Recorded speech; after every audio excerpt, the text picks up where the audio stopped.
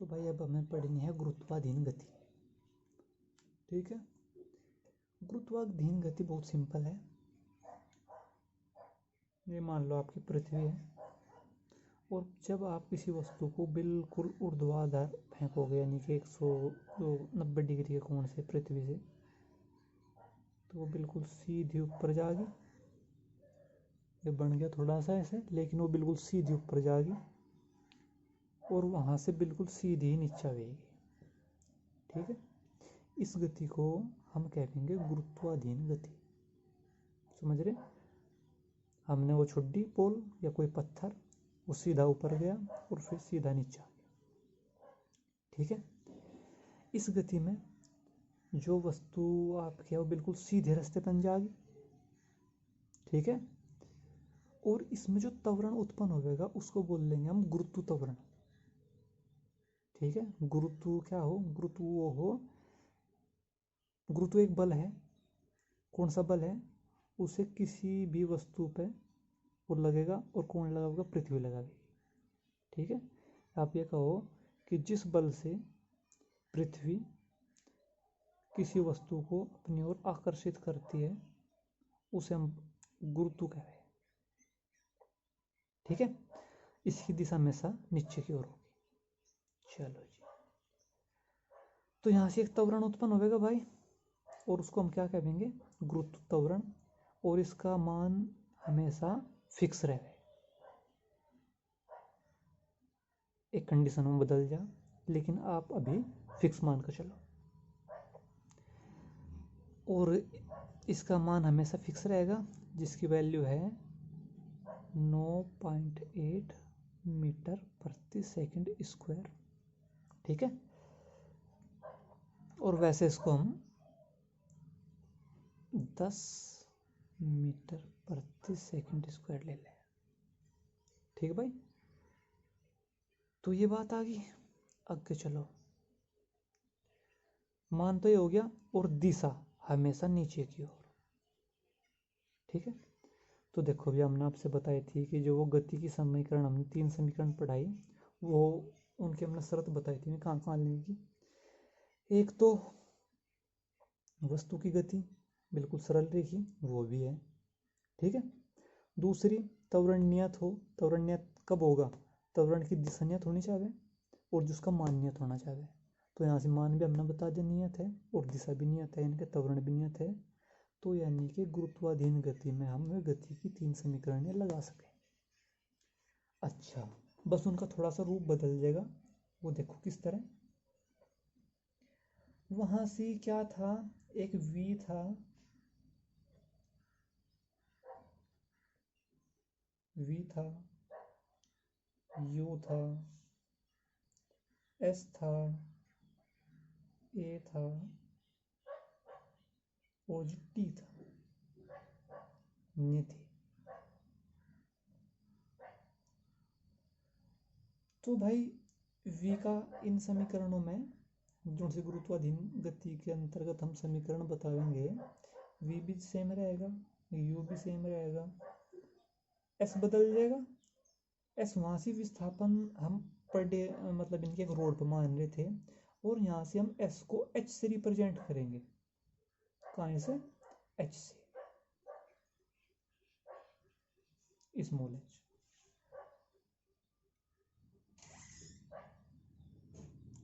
और भाई जो त्वरण था, यहाँ से वो त्वरण, वहाँ से कोई सा भी त्वरण हो सके, लेकिन यहाँ से एक स्पेशल त्वरण है जिसका नाम है गुरुत्व त्वरण, और इसको हम कहाँ से रिप्रेजेंट कर रहे हैं? स्मॉल जी से। ये टर्म्स चेंज हो गए, इनमें में समीकरण बने। ठीक है, अच्छा, तो इसमें 2 केस है। ठीक है, 2 केस कौन कौन से? एक केस तो वो है जब वस्तु नीचे से चलना शुरू होगी और ऊपर जाएगी, यानी कि वेग की दिशा ऊपर की ओर, वेग की दिशा ऊपर की ओर, पहली कंडीशन। दूसरी कंडीशन कौन सी है? जब वस्तु ऊपर से नीचे की ओर आएगी, यानी कि वेग की दिशा नीचे की ओर। तो इस कंडीशन में अलग समीकरण बनेगी और इस कंडीशन में अलग समीकरण बनेगी, ठीक है। तो अब पहली कंडीशन में देखो, जब वस्तु नीचे से ऊपर जा रही है तो समीकरण कैसे बनेगी, देखो।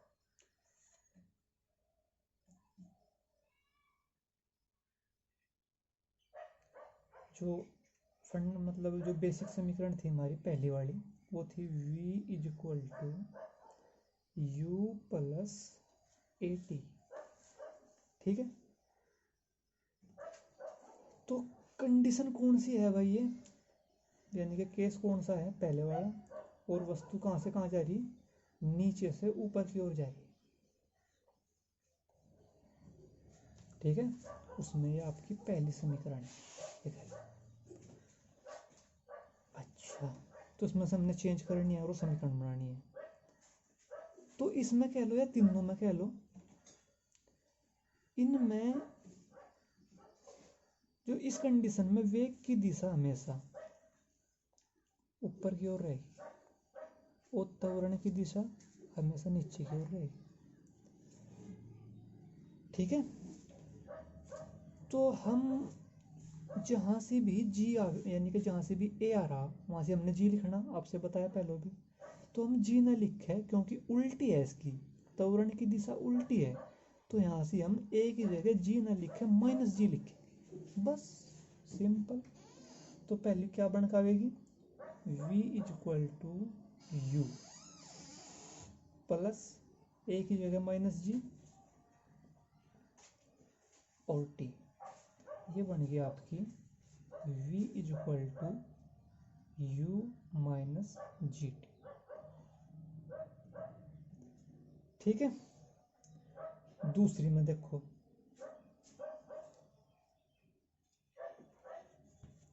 तीनों समीकरण कब लगेगी, जब वस्तु नीचे से ऊपर की ओर जा रही। दूसरी थी s is equal to u t plus half g t square, तो s की जगह क्या लिखना हमने, h लिखना, u t plus half a t square था, तो ए की जगह माइनस जी टी स्क्वायर, ये क्या बन जाएगी, U T sorry minus half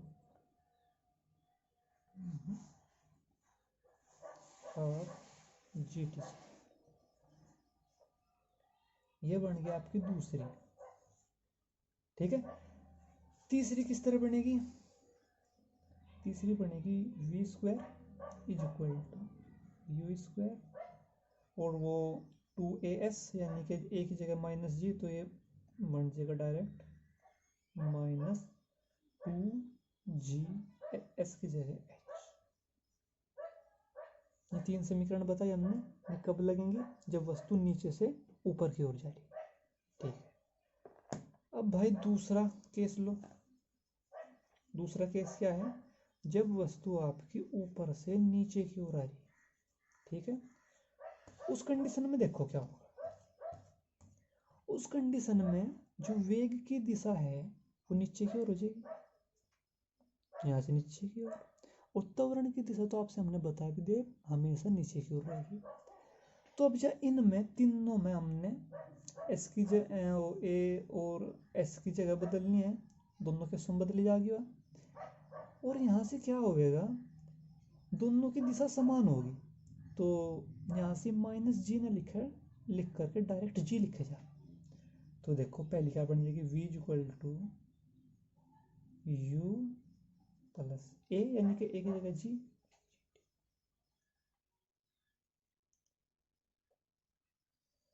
दूसरा h is equal to u t plus half g t square, तीसरा v square is equal to u square plus 2gh, clear है। अब जाए एक थोड़ा सा इसके इस पे बेस्ड हो, एक क्वेश्चन है छोटा सा, वो देखो क्या कहा पूछने वाले ने, ये पूछा गया। ये मिटा दूं?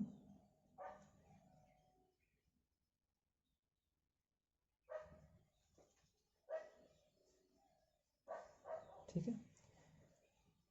पूछा ये कि एक वस्तु है, उसको हम पृथ्वी तल से h ऊंचाई पर ले गए,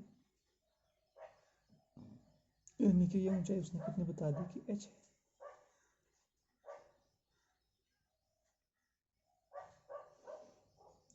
और यहाँ से वो हमने हाथ में से छोड़ दी, तो यहाँ पर उसका वेग पूछा। ठीक है, तो भाई एक सेकंड उन्हें लिख लो पहले। चलो हाँ लिख ही लो यार, मतलब थोड़ा सा क्लियर हो जाएगा कि कौन सी कहाँ लगे।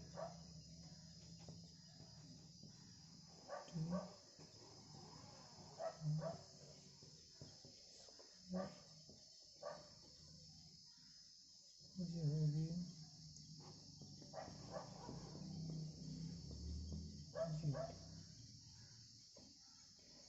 तो बताओ अब जा, तो बताओ जब पहला केस है या दूसरा केस है।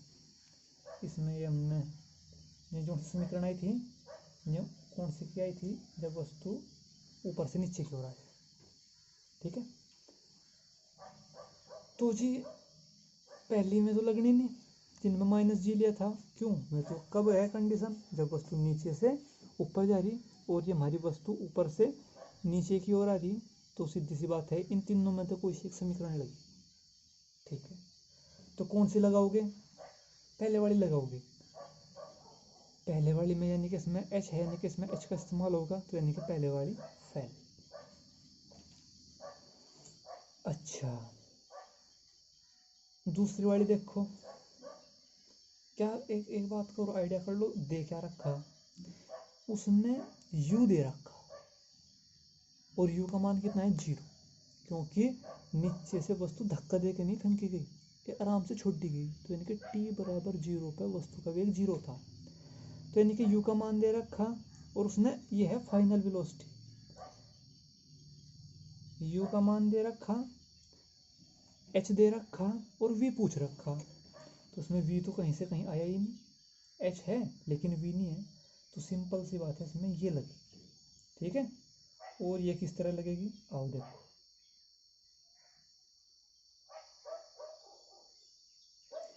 इसमें v का मान पूछा,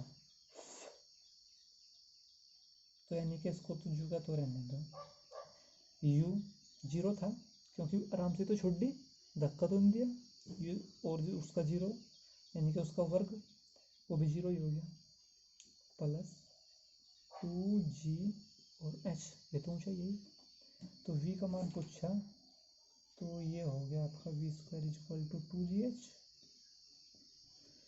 और v यानी कि दोनों तरफ रूट ले लिया, तो ये आ गया भाई जी आपका 2, इसको अच्छा क्वेश्चन है, 1 नंबर पूछ लिया। ठीक भाई, तो भाई अब पढ़ना है हमने आपेक्षिक वेग। ठीक है, अब देखो क्या हो, मान लो ये दो क्या बस एक ही सड़क के दो किनारे हैं। ठीक है, इसमें एक गाड़ी है। ठीक है, ये गाड़ी है, मान लो इस गाड़ी का नाम है ए और इस दूसरी गाड़ी का नाम है B.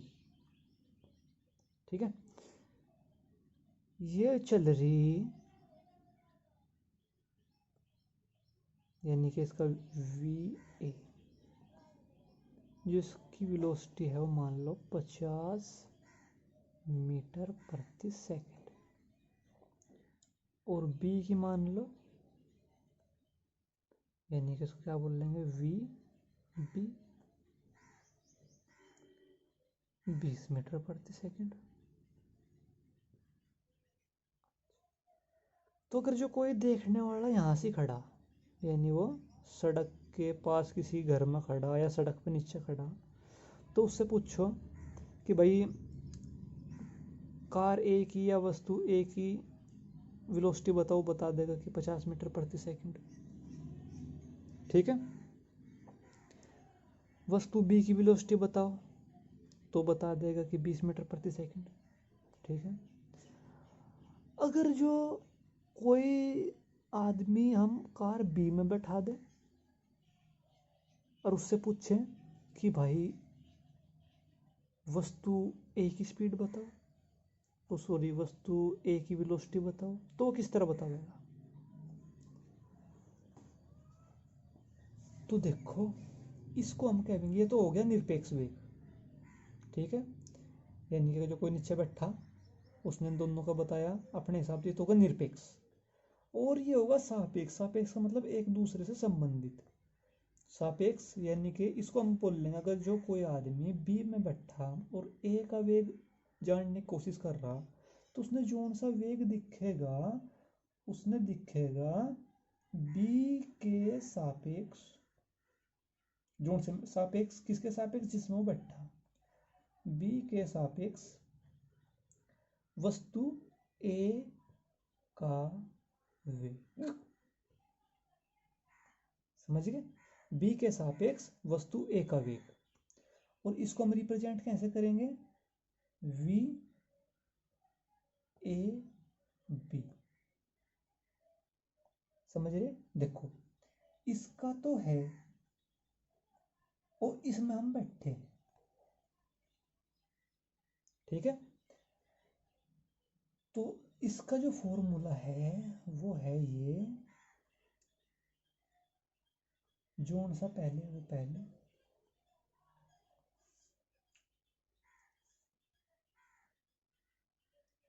V A minus V B.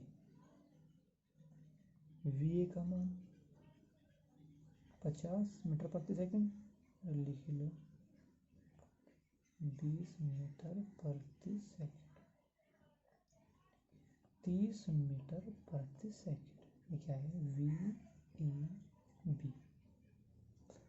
यानी कि ये कौन सा वेग है? बी में बैठ के ए का वेग है। यानी कि जो हम बी में बैठ जा और तब देखें कि भाई ए का क्या वेग है, तो उसको बोल लेंगे हम बी के सापेक्ष ए का वेग। ठीक है। और इसको वी ए बी से रिप्रेजेंट करेंगे। इसका फॉर्मूला भाई ये है। ठीक है। जिसका निकाल रहे उसका वेग और माइनस जिसके सापेक्ष है उसमें से वो माइनस कर देंगे, तो बी के सापेक्ष एक आ जाएगा। ठीक है। आपने देखा होगा कि आप मान लो किसी ऑटो रिक्शा में बैठे, समझ रहे, और बराबर में बस ज़्यादा स्पीड से गई, तो आपको वो बस की स्पीड कम नज़र आवे। वो इसीलिए आवे क्योंकि आपकी भी तो कोई ना कोई स्पीड है, वेलोसिटी है, तो जो उनसे आपने दिखे नहीं वो, तो आपने वो ऑटो रिक्शा के सापेक्ष बस का वेग दिखे और वो आपने डिफरेंस दिख रहा, घट के दिख रहा। अगर जो तभी आपको हम नीचे उतार दें ऑटो रिक्शा में से और आपको बस बहुत तेजी से जाती हुई दिखेगी, तो भाई ये था अपेक्षिक वेग। और इसका दूसरा, अगर जो हम पूछें कि भाई वी बी ए, बी का पूछना है और बैठे कहाँ से है? ए में बैठे हैं, तो बिल्कुल वी बी